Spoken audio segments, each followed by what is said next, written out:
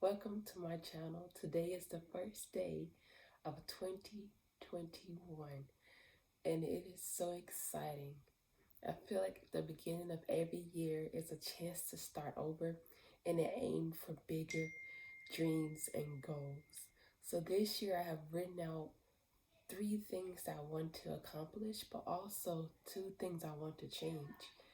And so for me, 2021 is not only the beginning of some new things, but also a year of adventure because I strive to be better than I was last year, but in a way that is more so for those around me and those that I love versus just for myself. So, as you may know, since you follow the channel, or if this is your first time here, welcome. My name is Erica, and I am on the journey for financial independence with my husband and 2 boys. My boys are ages 7 and 4. And so for us, this is pretty much a way of capturing moments in our life as we lead up to our retirement. My husband retires according to his numbers or our numbers, in 4.5 years. And then for myself, about 8 behind him, just so I can cushion the accounts even more, but also set the boys up as well for the rest of their lives. So that's why I choose to work a little longer beyond my husband's working years. My husband is 34, I'm 30. My boys, like I said, are fairly young still, and we found out about fire 4 years ago. And so we have been working to decrease debt, pay off debt, and to save, like building our 1 year emergency fund and things like that. So this channel captures that. For now, I want to kind of look back over 2020. 2020 for me was a year with a lot of sadness because I lost my father due to COVID. So for me, 2020 was a year of mourning, but also a year of trying to reinvent myself because it let me know that things that you hold precious to you can be gone pretty quickly. And for me, it was like a sneak attack because I didn't even know my father was sick. He was a very secretive man. He kept a lot of things to himself because he did not like to bother people. And so when it happened, it was hospital, and then he passed away. So, and being the one who handles most of the family affairs on my dad's side, it was a lot of things that had to be handled on that end, as he left behind a wife and a baby and like 18 kids. So for me, 2020 was pretty stressful, but it also was a wonderful year because that year showed me that I can do and accomplish a lot of things as someone who's self-taught developer. The year of 2019 was a year when I got hired as a DevOps engineer after being self-taught and teaching myself late at night with 2 kids.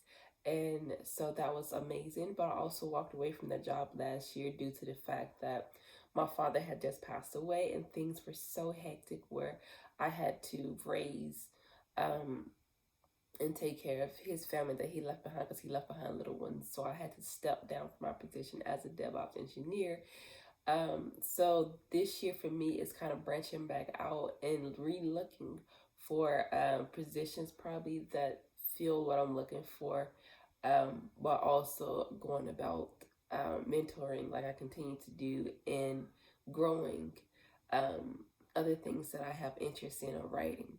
So for me, 2020 was, like I said, a year of starting completely over and a lot of things that were pretty scary, but also a loss of a loved one. But 2020 was also the year where we paid off all our debt. We sold our house. We moved to a brand new place here in Las Vegas, Nevada. So 2020 for us was actually a year of starting over completely in a lot of different areas of our life. And so far, we have enjoyed ourselves here in Las Vegas. We already was minimalist before we moved and really became minimalist when we moved here to Las Vegas due to the fact that we really wanted to start over with core pieces and things that we really enjoyed and that brought us joy. Now, also, we took our kids out of public schools and started homeschooling our kids, which we had did a bit in Tennessee before we moved. But when COVID hit, it just kind of just gave us to just go ahead and do it full time. And my kids thrived on a homeschooling environment versus an educational environment. It's not made for kids that have ADHD or learning disabilities. And so for me, it also signified a beginning because I really got to know my kids and what they enjoy. So I learned that my son loves to build. My oldest is really into science and he wants to be a scientist. I would have never known those things because when you're really busy, you just kind of keep going forward and you don't really take the time to really question things. It's just like you pick them up from daycare, pick them up from school, then it's time for dinner, time for baths, time for book reading, time for bed. And so for me, this has been a relearning experience of learning how to care for older kids, or some may not say they're older, but to me, they're older because they're not my babies anymore. They're big boys, and they like to remind me they're not babies no more. Also, 2020 was also the end of the year where we paid off the rest of our debt. We sold our house in Tennessee, which for us was a big change because that was supposed to be our forever home, and which was sad for me because that also helped my garden, but it also gave us a chance to start over. So we sold our home and then we paid off all our debt. We was able to do a lot of things that we would not have had been able to do if we would not have taken the chance to move to somewhere different and somewhere much different compared to Tennessee. And then lastly, to be able to revamp our finances completely from 2020 to 2021. 2020 was like a year of noticing how much we spent in certain areas, being aware of how much we blew on things that was not important to us, but also realizing how much we did not spend money on things that did matter to us. So 2021's budget reflects more of the things that are important to us versus the things in 2020.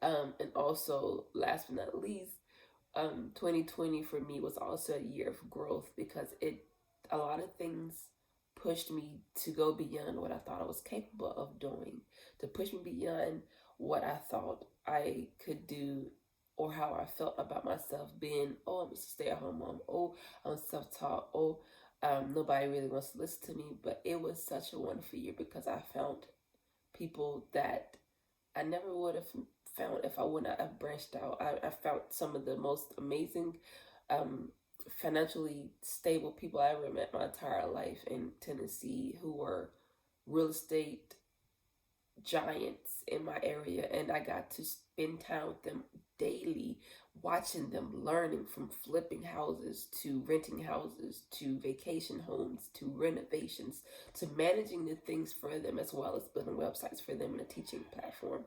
Like 2020 was so amazing because it showed me that I was capable and they believed in me. So that gave me the push that I needed, that maybe I can do more than I thought I could. But also, I enrolled back in school. I graduated with associates in science with focus in computer science for IT related. And then I moved onward to WGU, which was educational platform, my bachelor's in computer science, pursuing that, and I only have a year and a half left. And I would have never thought I was capable of doing those things while balancing everyday life. But yet I did it. I made it. 2 semesters done, almost close, and I just never would have saw myself doing the things or the people I met when I worked at my old company, like the things and the time they took to teach me so many things. I would not have been able to manage an infrastructure of over 4,000 people. I would not have been able to mentor over 20 people on Veterati or help them. Like, to think that two of my mentees one went to join Google and one went to join Facebook. And I had to like think about that. And my other mentee, when we first started, he started as a regular man who just had a goal and a dream. But then by the time the end of the year came, he's not only a pastor, but he always has his own speaking company where he goes and speaks. He goes to prisons, he goes to speaking engagements all around. And I never would have thought that me being able to push or mentor anyone would have, I could be of any help to anyone. But for me, 2020 showed me that there's more to me. And so this year, 2021, I plan on kind of expanding the many things that I learned in 2020 about myself, that I love to mentor, I love to learn, I love to thrive, I love to teach others. And so for 2021, for me, it's pretty much reaching out and mentoring as many people as I can to get them beyond the barrier of I can only do this to reach their goals. And that's my goal for 2021, is to help as many people as I possibly can to reach that goal. But also to bring my babies up to whatever educational level that we need to do for this year, but also to expand and get a six-figure income from side hustles along with our regular income. And not only is, I mean, just 2021, just a year, we just have so many goals that I just cannot wait to see how it unfolds. And by just simply shifting our mindset and believing in ourselves, but also pushing ourselves. 2021, even though today is the first day of that year, I'm looking forward to it. So I look forward to vlogging and the mini videos of sharing what I know and what I've learned, because I really truly feel that I can add value to your life. And I look forward to the many long conversations that if you need me, I'm here. I am excited because 2021 is a year of goals, dreams, and reaching for the things that I can never reach for. And I'm excited. So thank you so much for watching this video, and I hope you have a wonderful day. And take a moment to write out your goals and the things you don't think you can do, but write it out.